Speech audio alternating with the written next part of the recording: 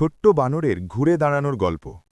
একদা এক জাঁকজমকপূর্ণ ভোজের আসরে এক ছোট্ট বানর শান্ত হয়ে বসে খাবার খাচ্ছিল। কিন্তু তার এই সাধারণ আনন্দ সহ্য করতে পারেনি এক নির্দয় মানুষ। কোনো কারণ ছাড়াই সে বানরটিকে জোরে থাপ্পড় মারে এবং তার খাবার মাটিতে ফেলে দেয়।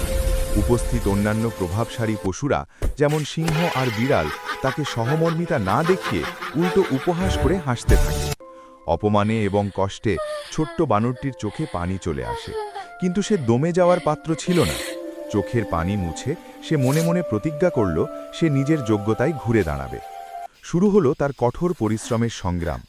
বনের দুর্গম পথ দিয়ে সে ঘাসের বিশাল বোঝা পিঠে করে বয়ে নিয়ে যেত। সে গরুর খামারে কাজ নেয়, নিজ হাতে গোয়ালঘর পরিষ্কার করে এবং পরম যত্নে গাভীর দুধ দোয়ায়। সেই দুধের ভারী ক্যান সাইকেলে করে রোদে বৃষ্টিতে ঘরে ঘরে পৌঁছে দিত।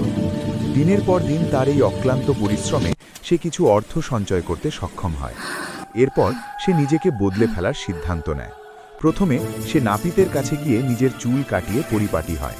এরপর দর্জির কাছে গিয়ে নিজের মাপ অনুযায়ী একটি চমৎকার কালো রঙের রাজকীয় শেরওয়ানি বা স্যুট তৈরি করে নেয়। কিছুদিন পর সেই একই উৎসবের আসরে যখন সেই ছোট্ট বানরটি অত্যন্ত আত্মবিশ্বাসের সাথে রাজকীয় পোশাকে হেঁটে আসে, তখন সবাই অবাক হয়ে তাকিয়ে থাকে। এই ধরনের সুন্দর সুন্দর ভিডিও পেতে চ্যানেলটি সাবস্ক্রাইব, লাইক, কমেন্ট ও শেয়ার করে পাশে থাকুন দয়া করে।